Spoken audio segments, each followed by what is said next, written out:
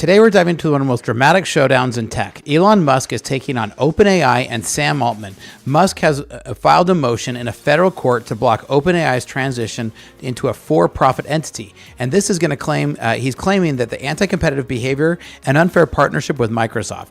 Now, the stakes couldn't be higher because this isn't just about legal wrangling. It's about the future of AI. It's about innovation and who gets to control the most powerful technologies of our time. So what happens if Musk wins? And what if OpenAI continues to be a for-profit trajectory? So let's unpack the drama here and the implications for developers, entrepreneurs, and the tech world. Let's dive in.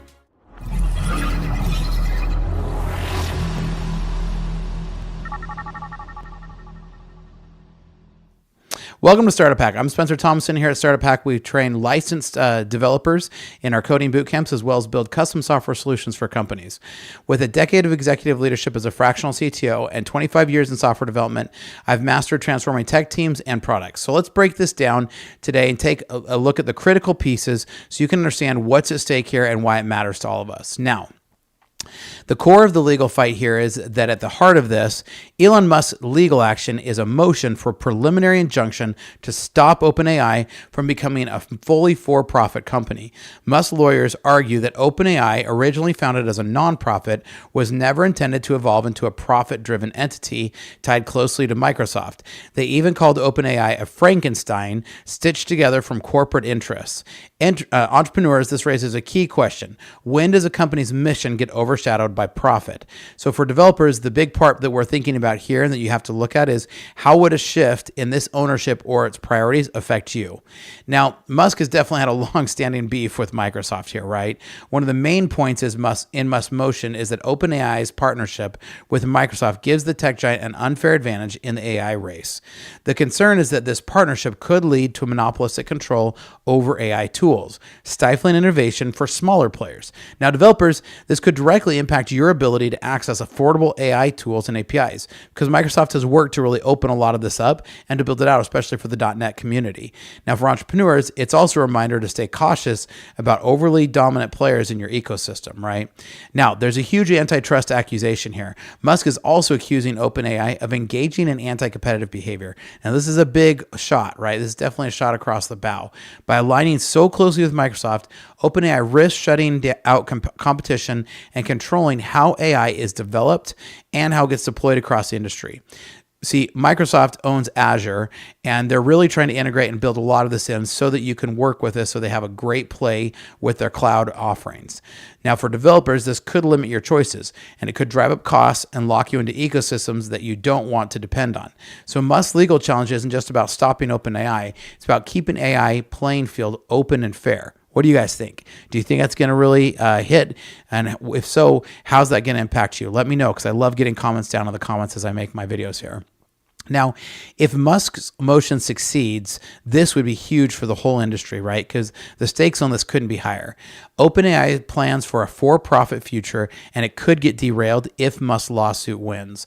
This, even if it just slows it down for a year and gets them tied up into legal wrangling, this could be huge, right? This includes its lucrative partnership with Microsoft and this huge raise that OpenAI just did. Now, Microsoft at this point has provided tens of billions of dollars in funding and resources. For OpenAI, this lawsuit isn't just a roadblock, it's an existential threat to its strategy for moving forward. So for everybody, this is a rare glimpse into the power struggles that shape the tech world behind the scenes. Elon Musk has made an open shot at these guys right now. Now, if your company has systems that aren't connected, let us help you out. Here at Startup Hack, our specialty is connecting systems to help your company to work like a well-oiled machine. So check out startuphack.com/Spencer and we can help you out. Now, when OpenAI was founded, it was intended to be a nonprofit focused on advancing AI for the benefits of humanity. And this is when Elon Musk was still involved with it, right? Now, Elon Musk's argument now, you can tell he's kind of upset because he was in that original group, right? But his lawsuit now argues that the original mission has been compromised by the shift for a for-profit structure. So this raises an important point. Do the tools and platforms that developers use and that you depend on as developers align with the original original mission. For entrepreneurs, this becomes really important to stay true to your vision, even as your company continues to grow. Now, Microsoft's deep integration with OpenAI has sparked concerns about monopolistic behavior. And this is coming from everywhere. We heard about this from the Department of Justice over the last couple of weeks. We've heard about this over and over. Now, with exclusive access to OpenAI's models and the ability to integrate them into Azure services, Microsoft stands to dominate the AI space. Now, I know that it kind of looks that way sometimes, but it doesn't really feel to me like Microsoft has a huge dominant grasp on AI. I know they have the Copilot tools, they have it built into Bing, and they have some of these other things. So it'll be interesting to see how this partnership will really shape up to really benefit Microsoft, other than maybe some great integrations for Azure, which really is one of Microsoft's big cash cows right now. So imagine a world where Microsoft controls the majority of the AI tools. How would this affect your work? For a .NET developer, this might actually be a really good thing. For anybody else competitively, it could be a bad thing. Now, Musk is challenging, and he's saying that this would create a monopolistic practice and would cause huge issues. Now, Andreessen's filing reveals that Musk's longstanding frustration with OpenAI's direction. Musk initially invested heavily in the company, but left over disagreements about leadership and vision. So we definitely know that Elon has a chip on his shoulder in this. This lawsuit feels like a continuation of that dispute, with Musk now trying to enforce the ideals he believes OpenAI has abandoned. So developers, it's a reminder about how personal dynamics can shape the trajectory of even the biggest of tech projects. We know that there's a lot of soft skills when it comes to technology, and this is exactly an example of how it's not just about the technology. So let's jump over and take a look here at this actual at the suit here. And actually, I'm going to move my head for a minute here. So we're going to talk about this. Let's go through and look at this. So it's I thought this was kind of interesting because right off the bat, it's Elon versus Sam, right? Like it's just right at the front. It's not, X or XAI or OpenGP. This is Musk versus Sam Altman, which was kind of funny to see that showdown. So goes through, lists off a whole ton of different people, right? But as detailed in the proposed order, the motion plaintiff seeks an order to enjoining defendants. So he's adjoining all of them. Directly, indirect action on the purpose of tending to have the effect of making, enforcing, or furthering agreements not to invest in OpenAI's competition. So he's obtaining competitively sensitive information, coordinating via Microsoft and OpenAI board interlock. So he's saying that this is part of the anti-competitive behavior. Directly or indirectly undertaking any action for the purpose of tending to have the effect of furthering the conversion. So he's trying to stop that. So what he's trying to do is he's trying to stop them from being able to take any more. This partnership is what this is one listening to. This one say he can't take purpose of effective enforcing further agreements to invest. So he's trying to stop the investment. He's trying to stop the partnership in point 2. In point 3 here, he's trying to stop OpenAI from being able to convert.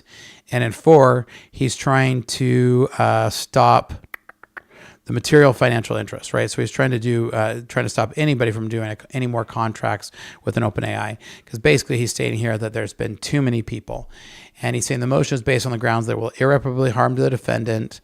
The plaintiffs were likely to succeed on the merits of their claims. The balance of hardship weighs strongly in the plaintiff's favor. Public interest supports the issuance of preliminary injunction. So he's seeking this preliminary injunction for the benefits of the public.